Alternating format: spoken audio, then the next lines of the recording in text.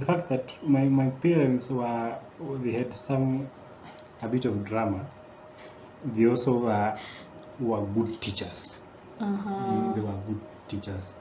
Whenever you did something that was wrong, hapo tu unafinya unaambua we hii umefanya.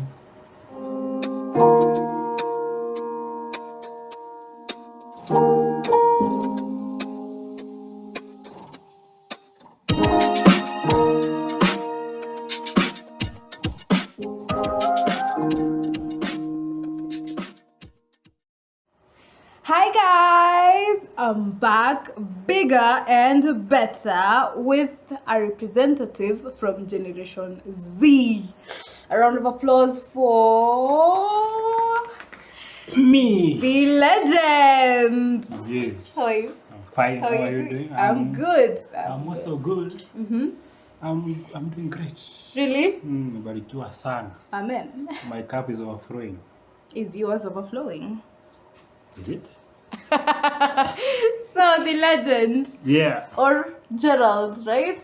Gerald, Muiruri. Yeah. So you can call me by any name. Okay. Utaitika tu. Sawa. Yeah. Tell us more about yourself and why you call yourself the legend. So guys, my name is Gerald Muiruri Kanene. Born in Kenya. Yeah. In a place known as Kaidara sub-county. Kule kwa Iron Lady. Unamjua? Iron Lady? Yeah. She is called Alice Wahome. Ah. The nominee for Ministry of Water. Allah. That's so sad. Oh my god. It's so sad I don't know that. Yeah. Where are my whips? Tutakuitishia. Yeah. So I was born in Kadara sub-county. Yeah. In a village called Makidi. Makidi is on your side towards Kikumu. Actually, it's on the border. So I was born there. Went to school at a school by the name Kifage Primary School. Up to class 1, 2, 3, and 4. When I was in class 4, my parents moved out of that location. So I also moved with them. I joined a school known as Bugiti Primary School. Bugiti Primary School. I did my primary schools there, class 4, 5, 6, 7, and 8. And guess what? What? I was the best boy performing there. Huh? Did good. I joined Kirwara Boys High School. It's an extra county school. Yeah, I've heard of it. Did well. Yeah. Joined Nairobi Technical Training Institute. And guess what? Guess what? I'm a project manager in making. Hey! Shout out to all project managers in the making. Currently, I'm done. So I'm waiting for my results. Yeah. Are you done with your studies or whatever? No, I think, studies is a continuous thing. You have to study until you find a billboard, no education ahead. So I'm still studying. Yeah. Unapenda kusoma? There has to be a correlation between your studies and what you earn in life. Okay. Because basically we study so that we can be good people and earn something out of it. Okay. Yeah, but I love studying because through studying you know a lot. True. You know a lot. True. Yeah. True. So, Gerald, you're here to represent Generation Z today. So, tell us more about your childhood. Tell us more about the current parents of Generation Z according to your perspective and what you've gone through. Yeah. So, my childhood was a normal childhood for a normal child. Okay. When I was born, my mom tells me that I used to cry a lot when I was young, and I used to disturb her a lot. She used to tell me that I didn't take food without meat. I used to cry for a lot. I used to like a demand, I want this, I want this, I want this. Then as I grew up, it reached to a point where my mom was like, hey, you are growing up. This is the right thing to do, this is the wrong thing to do. Yeah. and my dad came in also. So whenever I did the wrong thing, I got some whips, I got some pinches, I was clapped for whenever I did a good thing. So basically what they did is that they kind of try to let me know that this is the right thing to do and this is the wrong thing to do. So yeah, I grew up, people loved me because I was a good child. By good you mean disciplined? I was disciplined, but you know, in our house there were rules and education that you should follow. When you're told not to do this, you shouldn't do it. Okay. Go for this, go for it. And that's what has made me to be whom I am today, to be a project manager. So what else will I say? That was my childhood basically. Okay. I got some whips along the way. Like one day, we were in a tea buying center. For those of us who come from Muranga, Kericho, they know all those tea Shout leaves. out! Yeah. So that road came to buy the tea leaves. It bought and the guys were done. So when the road was leaving, my bro followed it. Now on that hill, there was a shopping center somewhere. So my dad saw what was going on. So when I went home, alikuwa amenigoja with a coffee stick. I was given some whips, but I never forgot about it. Ujaisahau your story? The question was, akifanya hivyo ulikuwa wapi? Yeah? So like my dad was trying to show me that you are the lead. You know, whatever your brother does, you are responsible for it. So I was taught how to be there, to be a leader in that family, to do things in the right way, to be a good representative. Yeah, basically, and that's how my childhood was. Your parents' parenting strategy was it strict. worked, and it worked. Now, since your parents' parenting strategy was kind of strict, according to statistics, the current parenting strategy isn't as strict as yours was. What makes you think it's different from whatever you went through? I think a lot has changed. A lot has really changed because we have to appreciate the fact that technology is growing at a very high rate, and it's good to expose our children to technology, you know, when they're pretty young.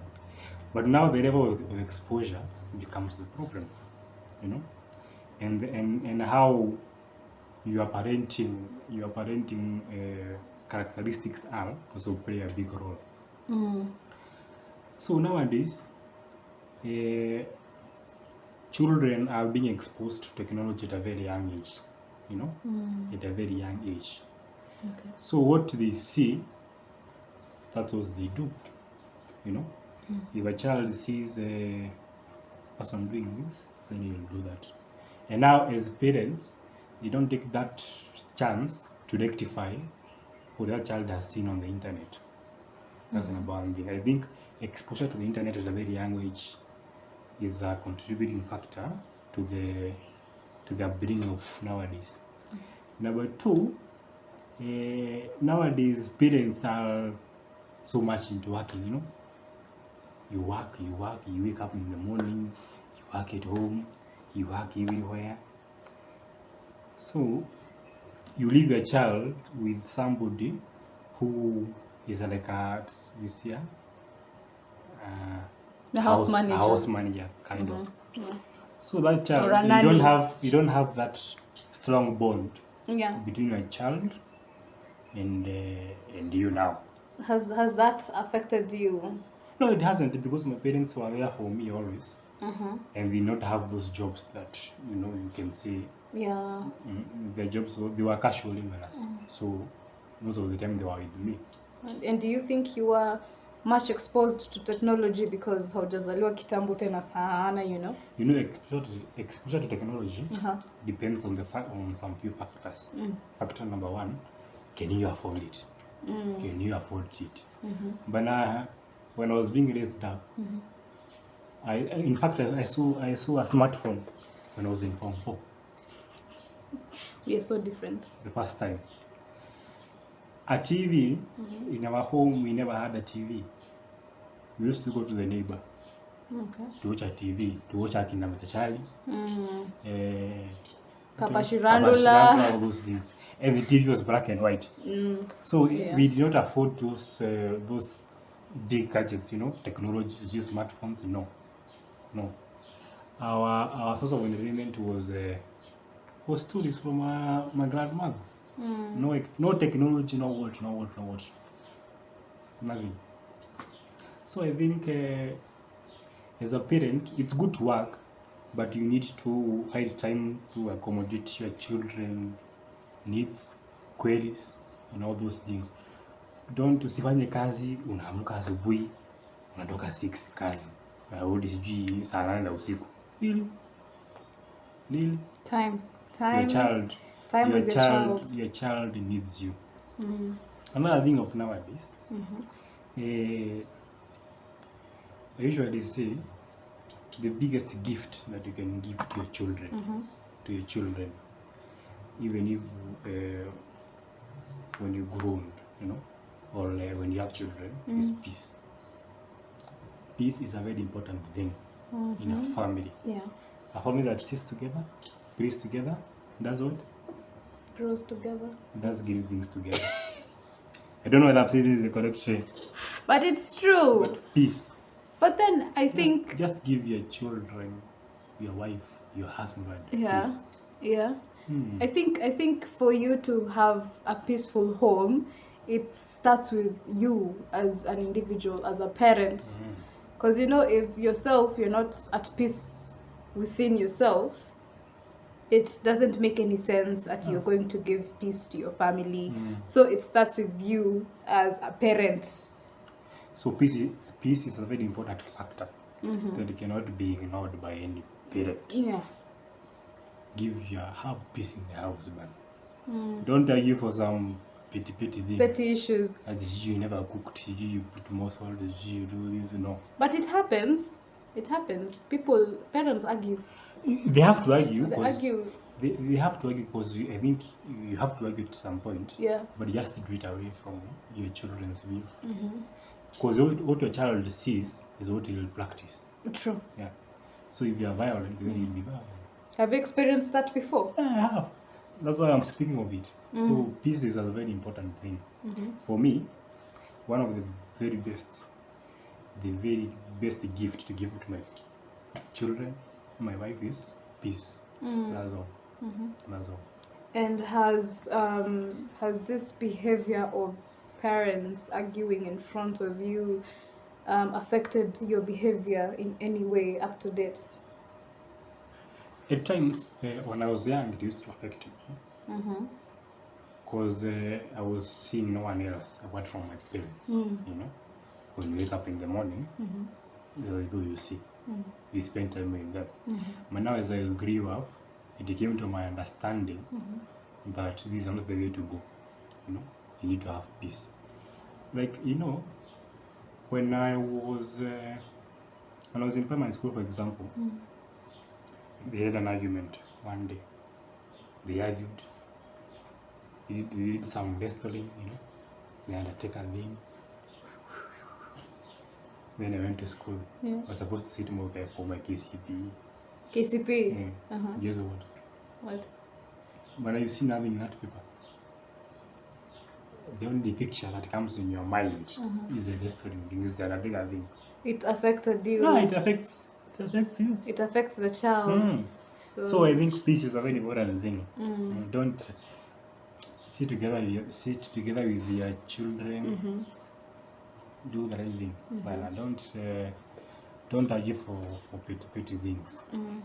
So you think that is affecting? There's maybe someone going through the same thing right now. But they have had so many stories about people that are going through the same. I was speaking to another girl, and she had the same experience. Their parents fighting in front of her. Yeah. And how? Arguing for silly things. By silly things, you mean? It's you did this, you never picked my call, you did, small things. And how, okay, if you were to generalize, according to your perspective, how do you think it has changed the behavioral state of Generation Z? You know this generation, who, as I said, most of us like watching a lady, you know. So what I see is what I practice. For example, if I am, let's say if I am 17 years of age or 16 years of age, then I see my mom and dad arguing. What comes in my mind? What they do is what I should do. Because even the Bible says you follow your parents. What do you do? Follow your parents. The Bible so says what that. they do, that's what I will do. Yeah. And that's the whole difference, you know. Yeah. So the idea is, you know, I think this generation we are blessed because you have really young parents who are in their 20s. Just give your children peace. Don't argue in front of them. Tell them this is the right thing to do, this is the wrong thing to do. Don't go follow this, and they will listen to you. But if you don't, you'll be in for it bad. But you know, if you tell them, I think that if you tell them and you don't act it yourself, it doesn't make any sense. It doesn't make any impact at all. Yeah, it doesn't. So you should, I think parents should also walk the talk and act. Like now, me, the way I was beaten because of my brother, from that day I knew it's not the right thing to do, you know. My brother shouldn't follow a vehicle from behind. So that's what, even today, I know that. A child should not follow a vehicle from. Yeah, that's it. You know, if the moment you instill something in someone's mind, it sticks there. You know, you shouldn't do this. Yeah, as I know, you shouldn't do that. And I will follow that for the rest of my life. That's it. That's it. Teach your kids good morals and they'll never forget them. What are these good morals you were taught that you would like to share with us? Hey, but there were so many. I appreciate the fact that my parents they had a bit of drama. They also were good teachers. They were good teachers. Whenever you did something that was wrong, hapo tu unafinywa unaambiwa wewe hiyo umefanya. Things like one day my cousin came home from Nairobi.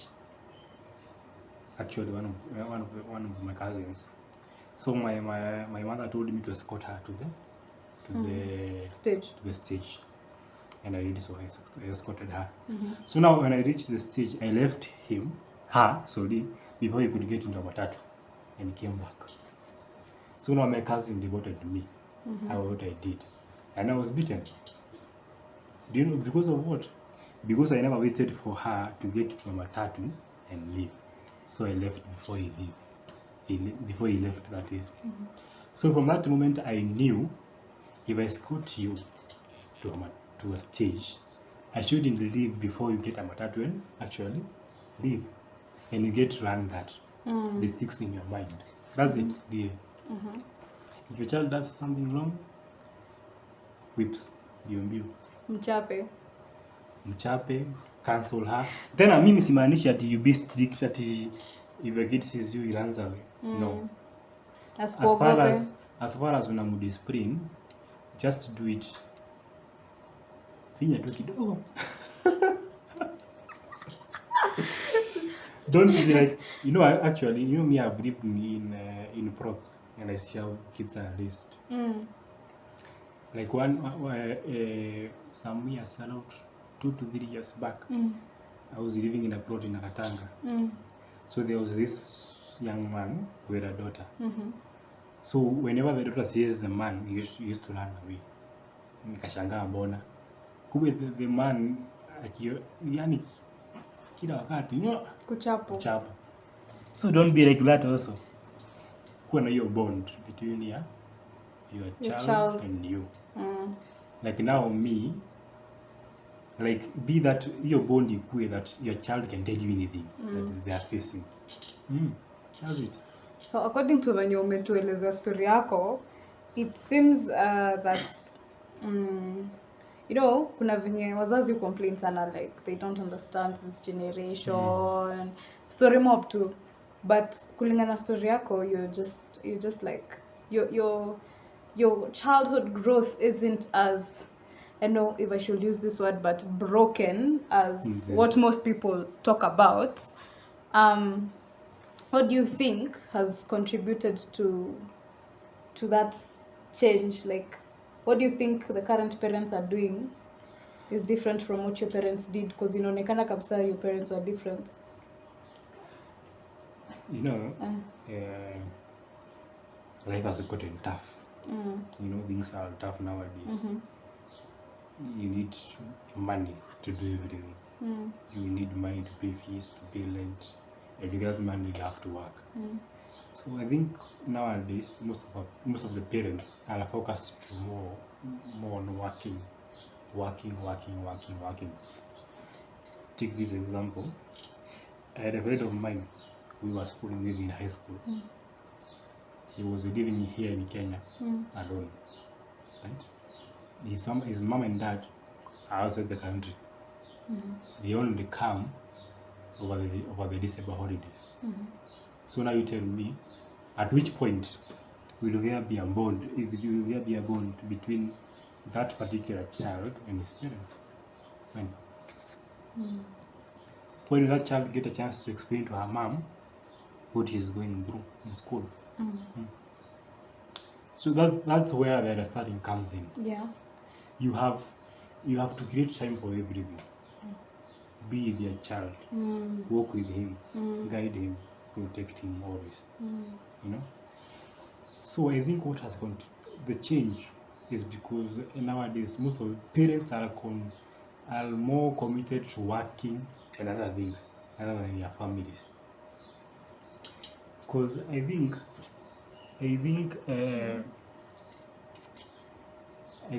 to an extent I think that the government of Kenya should have an education alone if it was a president. Huh? Yeah. I would say after 5 p.m. if you are found working in an office, you should be jailed. Allah. Just go home after 5. Lakini economy ni mbaya manze. Spend time with your children. Yeah. Guide them. Do assignment. By the way, I'm for CBC, by the way. Yeah? You eat for CBC? Yeah. Parents should work with their children. That's why you get to know your child better. Interesting. That's a very interesting point of view. If the child is given an assignment to cook a chicken, and demonstrate and do a video, so you'll be there guiding her. True. And that's why you'll bond together. But we have YouTube, and kids these days I think we need very CBC, aware of YouTube. CBC is working. If a child is given an assignment to make a model of a bus, see the daddy will be there. They'll be talking. That's the way of strengthening the bond. Yeah. So CBC should be there. Interesting. You know, like at times, I think we have to forgo some things, to have some things in life. Why do you need to work, get the billions, get the millions, and your children, you don't have that bond with the children? But tell them about I have this money. This is how you acquire the money. I have this apartment. This is how you do. That way, strengthening the bond. Well, and don't give your children your phone at 13, 12. You're destroying them. Umesikia? CBC mpike kuku bana.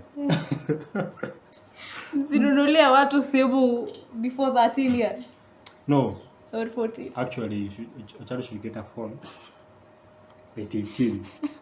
After form 4. Wani mtu wa generation Z anaongea. After form 4. After home 4. Wait up. Unajua technology ina develop at a very high rate. True. High rate, you know. Like nowadays here you have internet everywhere. Yeah. So if you give children a curious. Always, they are very curious. They want to know things. So you give a child a phone, atakubuka. Na shule mwalimu anasemanga we should not watch this. Na atatafuta atawatch. Do you think atatoka hapo tena? Then utavira ndio child. But ukimpea simu akiwa na miaka 18 atakuwa ni understanding this site is not good. This is not good. This is not that. Interesting.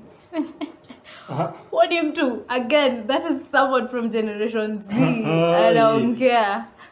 Well, I think I'll be a very tough parent. Dad. And a loving one at the same time. Tough love. You know, I'll be a very tough guy. I wish you all the best. I wish you all the best. I wish you all the best. Oh, yeah. So, guys, you've had time, bond, and peace. That is what Generation Z wants from parents. Peace. Apparently, that is what you're not giving your children, and that is why there's a very vast change, behavioral change. The bonds, hakuna, hampati watoto wenu time. Na parents should behave also. Msiende huko mkuje pombe, mkuje huko mwanze drama huko. Actions speak louder than words. Again, actions. We've talked about actions many times, I think. So it's something that's debatable. Is it debatable?